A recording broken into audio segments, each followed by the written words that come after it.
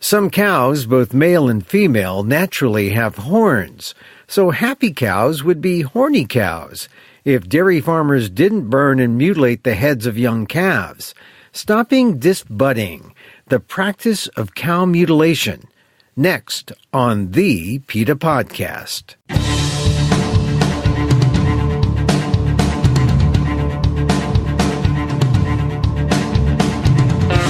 Welcome to the PETA Podcast.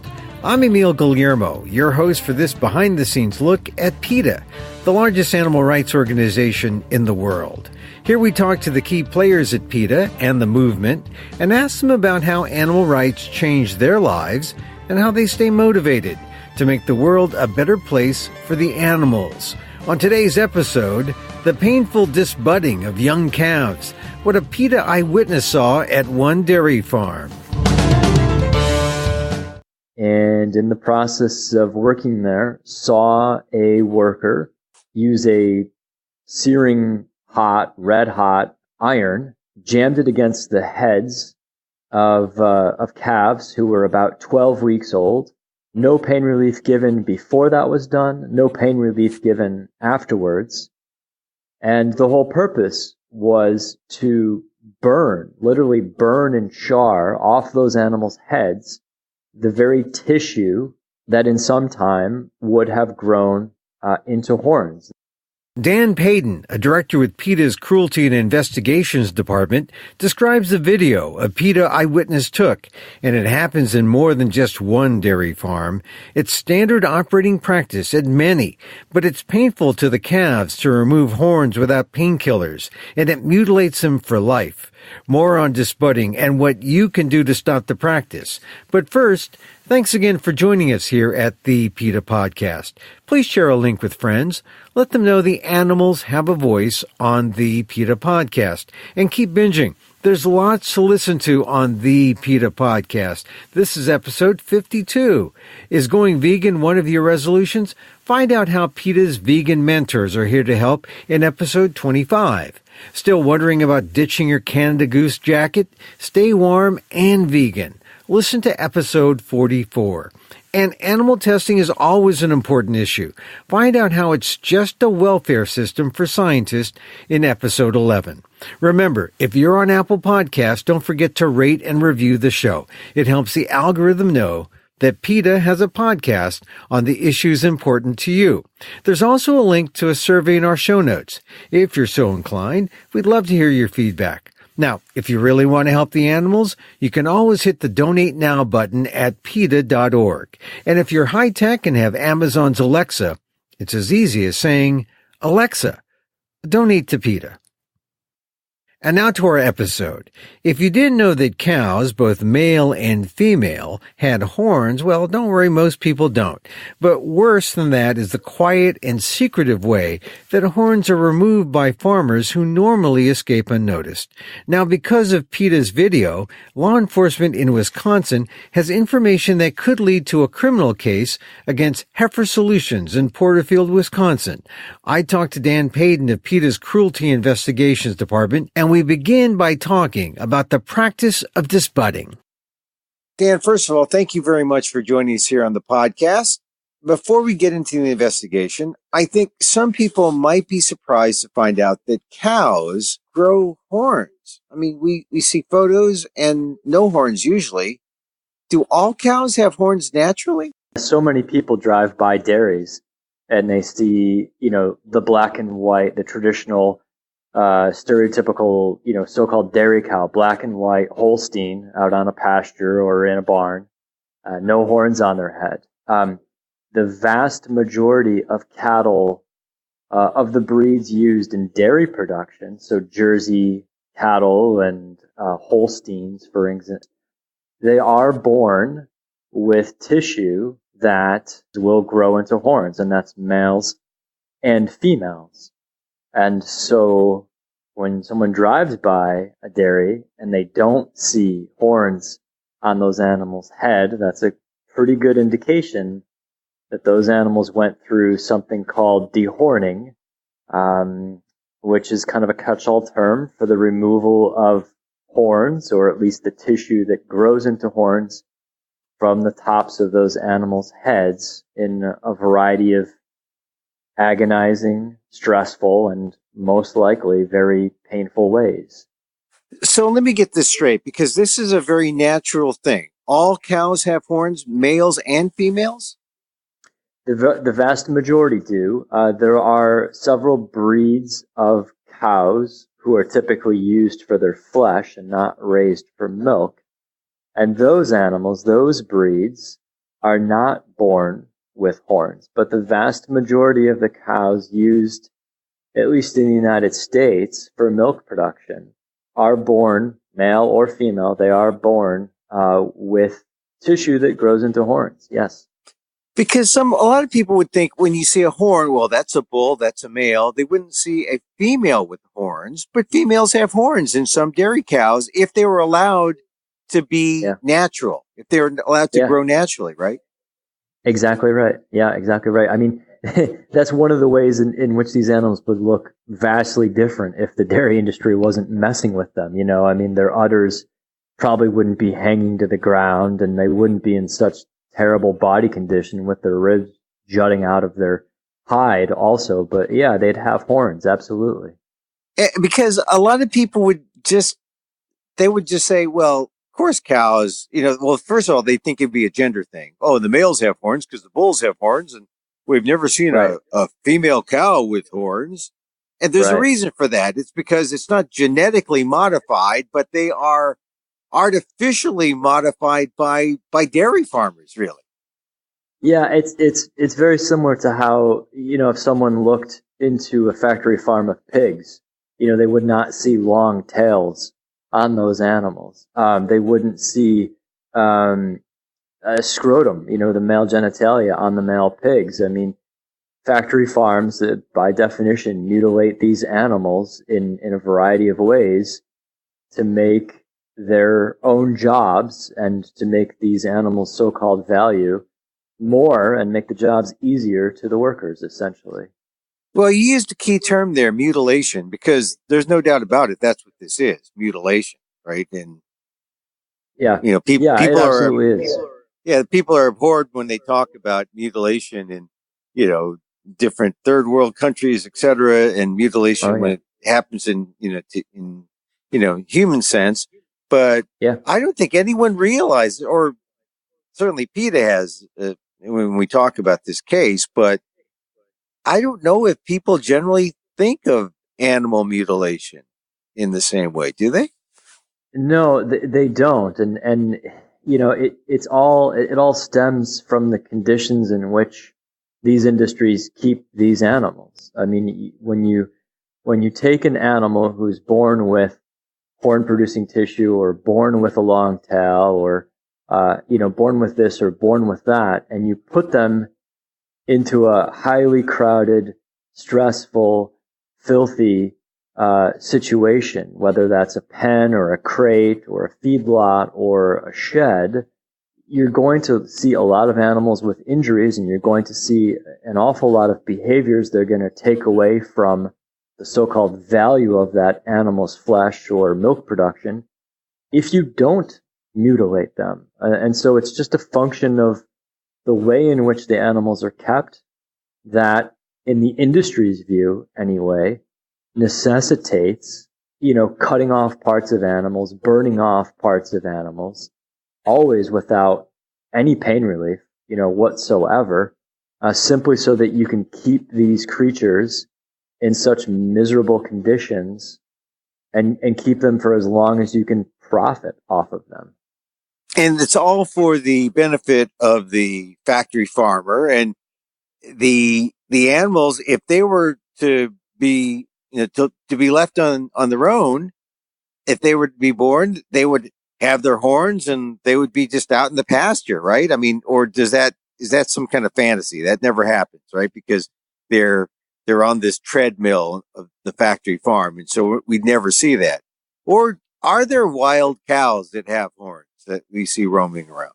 Oh, yeah. Yeah, there are. There absolutely are. I mean, it's like, if you think about sheep, who the human species has bred and selectively bred for many generations to produce so much wool, so much unnatural wool that, that the shearing twice a year is a necessity at this point, unfortunately. Now, there are sheep in the wild whom, man and woman haven't messed with, haven't genetically manipulated for eons, who grow just enough wool to keep comfortable. And when they want to shed some of that wool, can rub up against a rock or rub up against a tree and keep themselves comfortable. It's the same thing with cattle. There are cattle out there who have not been messed with, who have horns, and who get by just fine, with that. But it's a small percentage of the cows out there, or as you put the cattle. I mean, they are there like farms that are especially humane and don't dehorn and don't mutilate the cattle. In PETA's view, and I think anyone who takes an honest look at this, anytime you're keeping an animal of any kind for profit, that animal's welfare is going to pay the price ultimately for that profit. I mean, there are certainly less cruel ways to do it. As Ingrid, our president, says, it's better to, kick a dog 6 times than 7, right? So it's marginally less cruel.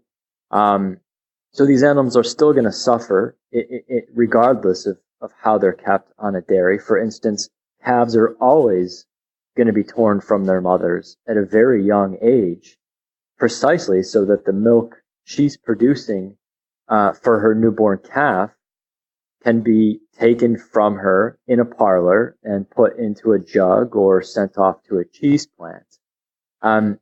What PETA is pushing, obviously, in addition to veganism and people, electing to buy and consume the healthier vegan alternatives that are out there in abundance, thank God, in almost every grocery store in the U.S. by this point. What we're also pushing in the interim is for the dairy industry to breed the naturally hornless cattle breeds out there who can be used for milk production. So there are types of cows and cattle out there who, by genetics, were born without horns, can be used for milk production. And therefore, that's one less stress and painful experience that those animals have to endure in that industry, while people continue to drink milk and eat ice cream. So the idea that there is a better way does exist. It's just that it's not profitable for the farmers, the factory farmers, to do this better way.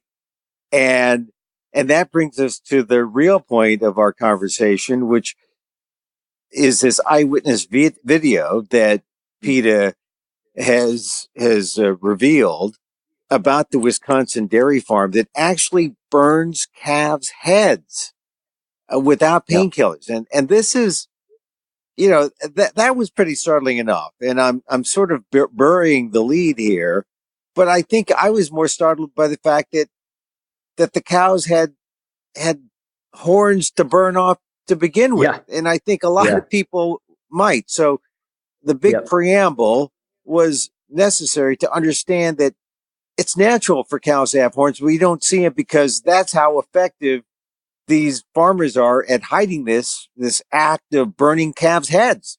Tell me about the PETA video. Yeah, so a PETA eyewitness worked at a farm called Heifer Solutions.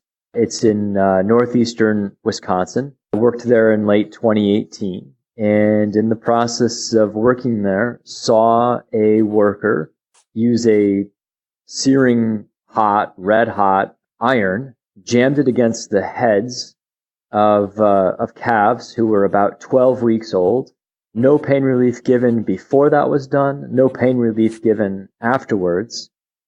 And the whole purpose was to literally burn and char off those animals' heads the very tissue that in some time would have grown into horns. And so these young animals who, had just been pulled from their mothers recently, had their heads chained against a fence, and this man just pressed this hot iron against their heads. The animals would call out, they'd kick, they'd struggle, they'd do everything they possibly could to try to avoid that pain and avoid that agony. But, it's really all for naught because their heads are chained into a fence and there's only so much they can do. And this is all routine, right?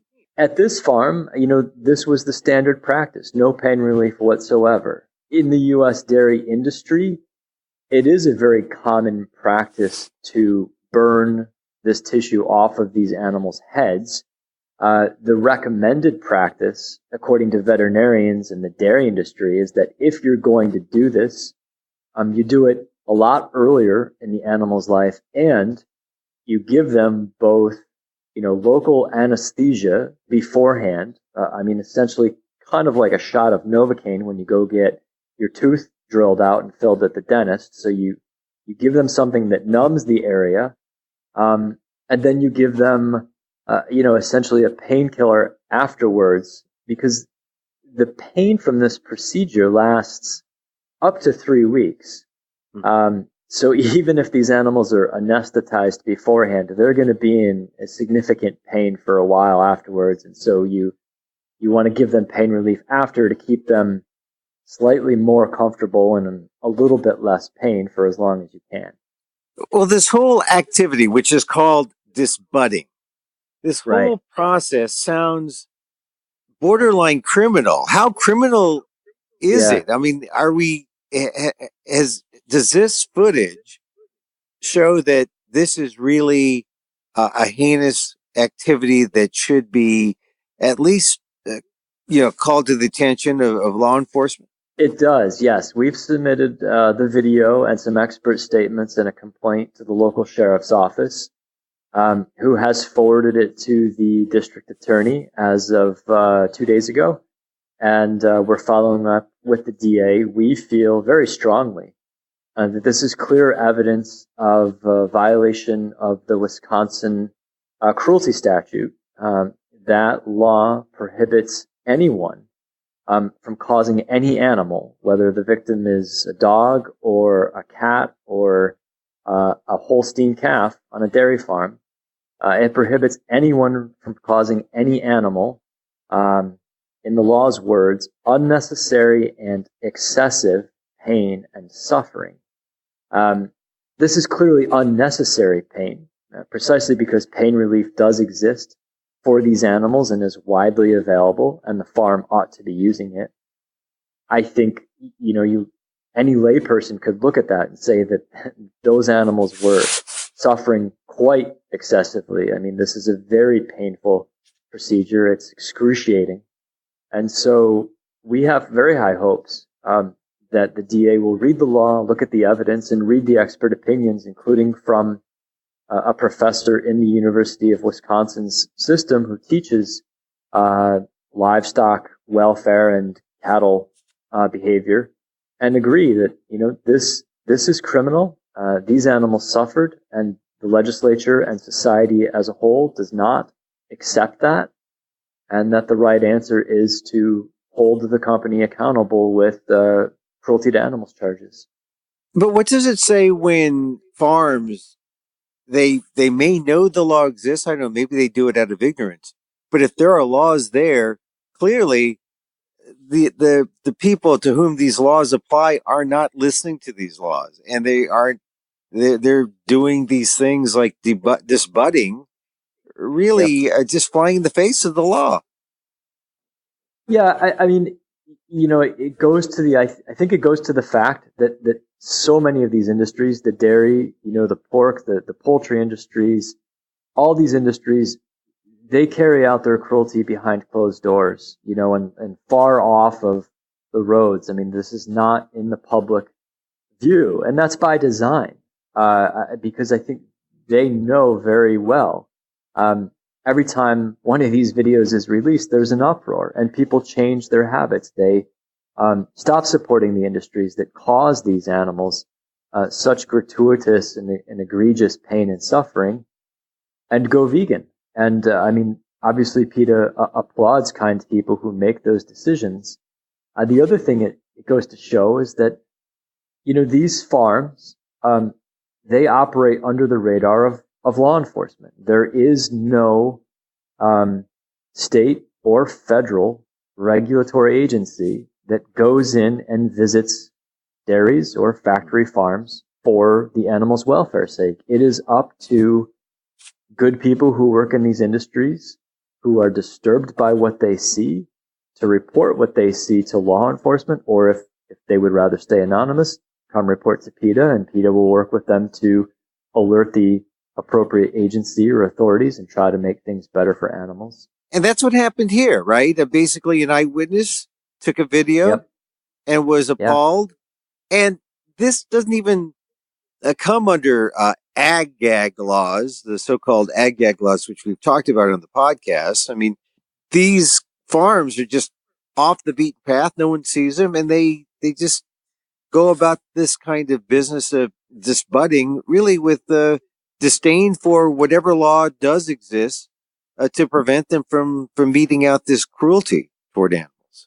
Wisconsin is the second largest dairy producing state in the U.S. And so to show that this is happening in that state and to shine a light on it, it's our hope that it really sends a message, long past and wider than this particular farm or even the county that it's in, but to the dairy farms across the state and beyond across the U.S., that it's 2019. And, maybe in 1969, it was acceptable to the industry to be mutilating animals like this without pain relief. But in today's day and age, thankfully those medications are available.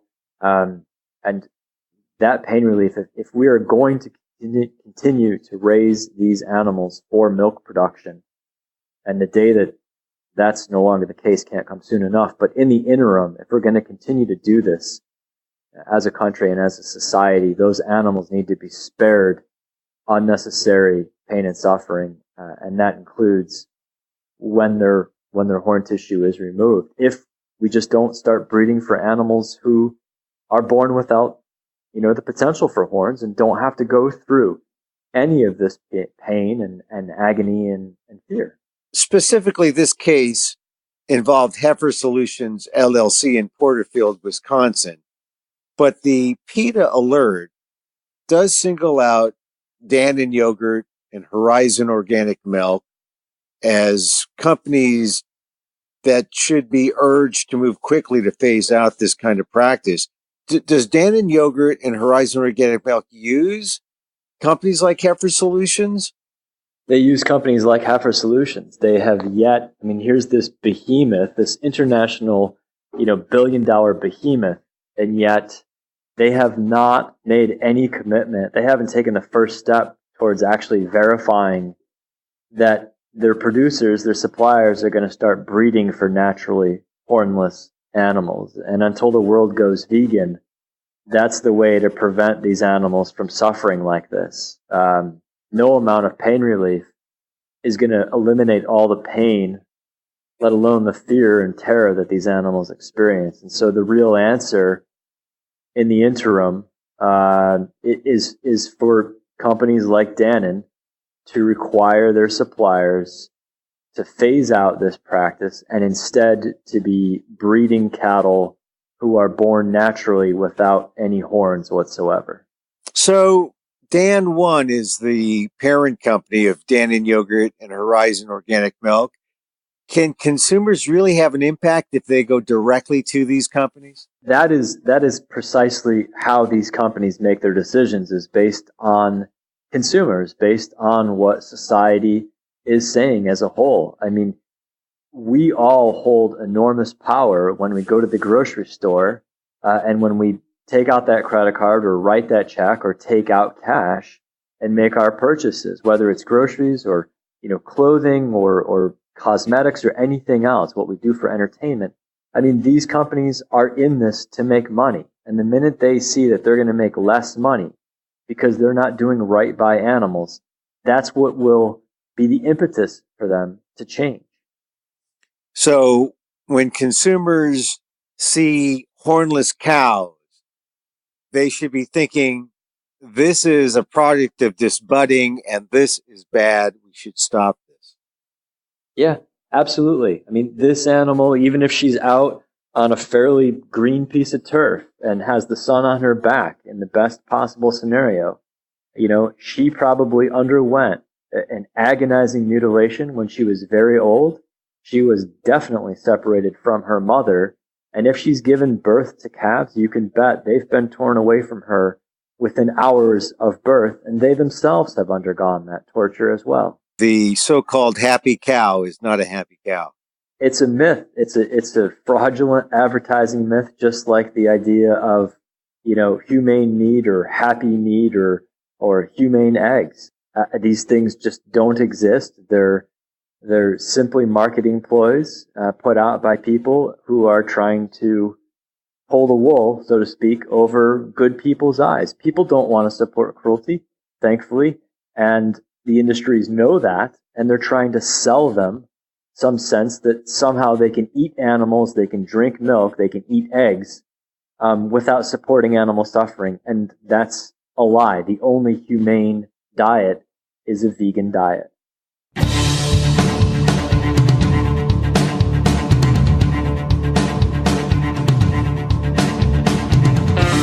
Dan Paden, a director with PETA's Cruelty Investigations Department.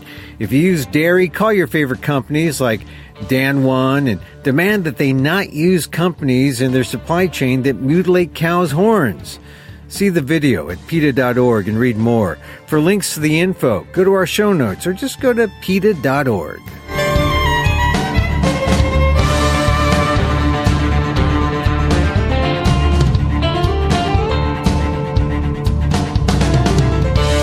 And that's our program for today. Hey, you can contact us at PETA.org. Find me on Twitter at Emil Amok, that's EMILAMOK, or on amok.com, AMOK.com.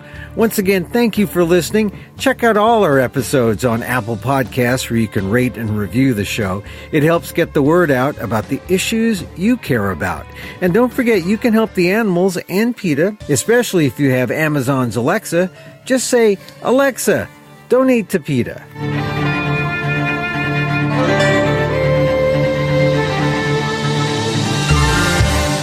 Our music is provided by Carbon Works. Check them out on YouTube. Hey, on January 27th, February 1st, and February 7th, I do a one-man show on the little-known story of Filipinos in America. Emil Amok, Sex and Affirmative Action. Hey, it's all about Filipinophobia. Another chapter in our nation's race conversation. It's funny and not, just sort of like life. Check it out. What are you scared about? It's at the Potrero Stage in San Francisco. Go to amok.com for details. Hey, thanks for listening.